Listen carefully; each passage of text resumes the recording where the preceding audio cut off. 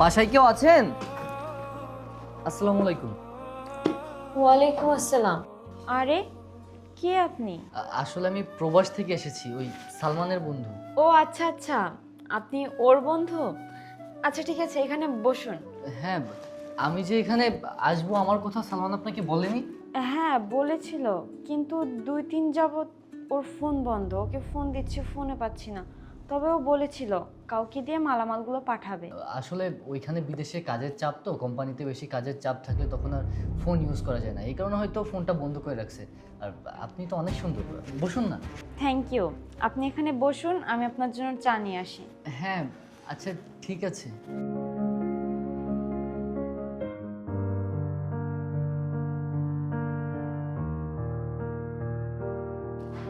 এই যে নাস্তা করে নিন। হ্যাঁ হ্যাঁ, আপনিও বসুন। হ্যাঁ হ্যাঁ, আমি বসছি। তাছাড়া আমি চা খেয়েছি, আপনি খেয়ে নিন। হ্যাঁ, শুক্রিয়া। আর আপনাকে যত দেখছি ততই ভালো লাগছে। এত সুন্দর একটা বউ রেখে আমার বন্ধু যে কিভাবে বিদেশে থাকে আমার মাথায় কাজ করছে না। আসলে আমি না এখনো বিয়ে শাদী করিনি। আমি ভেবেছিলাম যে দেশে এসে বিয়ে করব। যদি আপনার মতো একটা সুন্দরী মেয়ে পেতাম তাহলে অবশ্যই বিয়ে করতাম।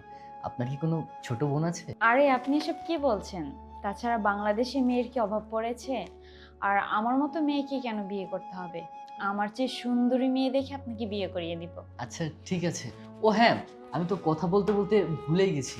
আমার বন্ধু বিদেশ থেকে মাল পাঠিয়েছে, আপনি লিস্টের সাথে মিলিয়ে নেন না এখানে কি কি মাল আছে। আচ্ছা সমস্যা নেই, আমি পরে এগুলো মিলিয়ে নিব। আচ্ছা তাহলে এটা ভিতরে রেখে আসুন, আমরা একটু বসে গল্প করি। আচ্ছা ঠিক আছে।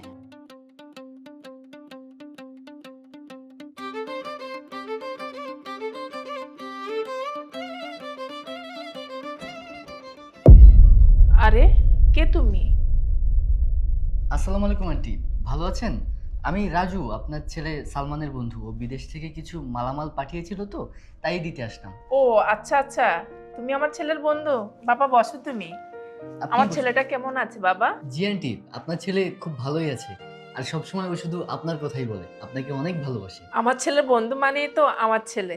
তুমি আসছো আমার বাড়িতে 2 দিন বেড়াবে, আমি নিজ হাতে রান্না করে তোমাকে খাওয়াবো বাবা। আমার ছেলেটার জন্য না অনেক কষ্ট হয়। আমি তো মা, কিছু খেতে গেলে ছেলেটার কথা মনে উঠে বাবা। তুমি আমার ছেলের মতো। তুমি 2 দিন থাকবে, তুমি কিন্তু আমাকে না করতে পারবে না। আমি রান্না বান্না করে তোমাকে খাওয়াবো। বোমা, বোমা, আমার ছেলের বন্ধু এসেছে, ভালো মন্দ রান্না করতে হবে। গরুর মাংস, মুরগির মাংস রান্না করো। তুমি বসো বাবা, আমি আসতেছি। বোমা, আমার ছেলের বন্ধু এসেছে। আমার ছেলের বন্ধু মানে তো আমার ছেলে, তাই না? ওর আপ্যায়নের যেন কমতি না হয়। আচ্ছা ঠিক আছে আম্মা, আপনি কোনো চিন্তা করবেন না। আমি সর্বোচ্চ দিয়ে তাকে আপ্যায়ন করার চেষ্টা করব। আচ্ছা ঠিক আছে, তাহলে তুমি যাও। হ্যাঁ আচ্ছা আম্মা। আচ্ছা আপনি একটা কাজ করেন, আপনি ফ্রেশ হয়ে আসেন, আমি রান্নার ব্যবস্থা করছি। তাছাড়া মা বলেছে আপনাকে 2 দিন বেড়ানোর জন্য। হ্যাঁ, আসছি যেহেতু বেরাবো অবশ্যই। আর আপনাকে তো ছেড়ে যেতে ইচ্ছা করছে না, আপনি এত সুন্দর। হ্যাঁ থ্যাংক ইউ। আমি উপরে খাবার দিচ্ছি, আপনি ফ্রেশ হয়ে আসুন। আসবো? আরে আপনি এত রাতে আমার রুমে? হ্যাঁ, ওই আসলে আন্টি দেখলাম ঘুমিয়ে গেছে, তো তাই এই কারণে আসলাম। আপনার সাথে কিছু কথা বলার ছিল আমার। হ্যাঁ কি বলবেন বলুন। আসলে আমি তো কালকে সকালে চলে যাব, তাই ভাবছিলাম কি আজকের রাতটা আপনার সাথে কাটাই।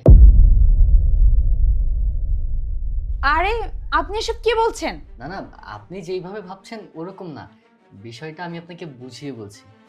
আপনি এত সুন্দর একটা মেয়ে, আমার বন্ধুর বউ, ও থাকে বিদেশে, আপনি দেশে থাকেন, একা একা থাকেন, আপনার কষ্ট হয় না? তাই আমি বলছিলাম কি আপনি যদি এক রাত আমার সাথে থাকেন তাহলে আপনার জন্য একটা উপহার আছে। আমি দেশে আসছি, তো তো ভেবেছিলাম বিয়ে করব, এই জন্য বউয়ের জন্য একটা নেকলেস এনেছিলাম, স্বর্ণের নেকলেস। তো আপনি যদি এক রাত আমার সাথে থাকেন তো এটা আমি আপনাকে গিফট করব। দেখেন তো আপনার পছন্দ হয় কিনা। দেখি দেখি, অনেক সুন্দর তো। আমি তোমার হাজবেন্ডকে একটা নেকলেস পাঠাতে বলেছিলাম, কিন্তু আমার হাজবেন্ড তো আমাকে কোনো নেকলেস দিল না, শুধু কিছু কাপড় চোপড় আর কিছু সোনা পাউডার পাঠিয়েছে। এগুলো তো আমি দেশে বসেই কিনতে পারতাম। যাই হোক, আমি বরং রাজি হয়ে যাই, তাহলে এই নেকলেসটা আমার হয়ে যাবে। কি ভাবছেন? কিছু বলেন। না, তেমন কিছু ভাবছি না, আমি রাজি।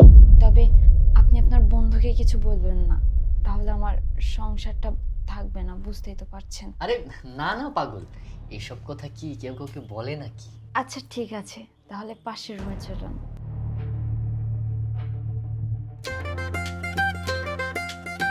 মা, আরে বাবা সালমান, তুই? ভালো আছো মা? হ্যাঁ বাবা, আমি ভালো আছি। তুই কেমন আছিস বাবা? তুই না বললি আসবি না, তোর বন্ধুর কাছে তুই সামান পাঠিয়েছিস, এখন তুই চলে এসেছিস বাবা। আয় বাবা আমার বুকে আয়, কতদিন পর আমার ছেলেটাকে দেখলাম। আরে শোনো মা, আসলে আমি চাইছি তোমাদের একটা সারপ্রাইজ দিতে। তো কই আমার বন্ধু কোথায়? মা, সুমাইয়া কোথায়? বোমা তো বোমার রুমে আছে, আর তোর বন্ধুর নিচে রুমে আছে। আচ্ছা দাঁড়াও মা, আমি তো সুমাইয়ার রুম থেকে আসি, এই ভোরবেলা গিয়ে ওরা আমি একটা সারপ্রাইজ দিব। আমার ছেলেটা এসেছে, কি যে ভালো লাগছে আমার।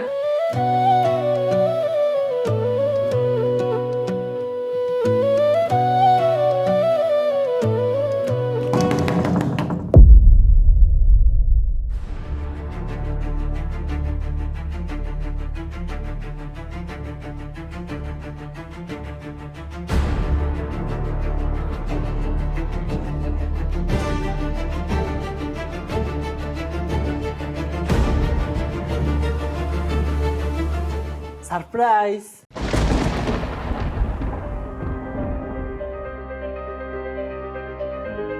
আরে তোমার মন খারাপ কেন?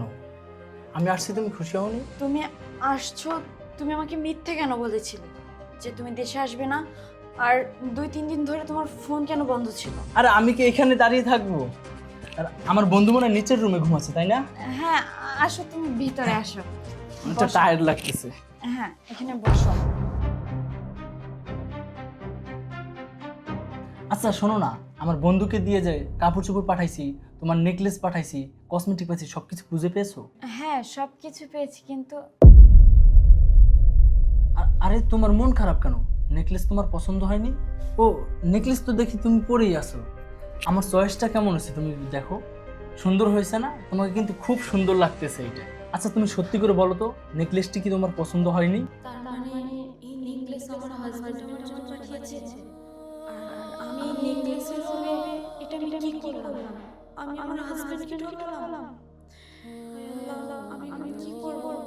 আরে কি ভাবছো? তোমার মনে আসলে নেকলেসটি পছন্দ হয়নি?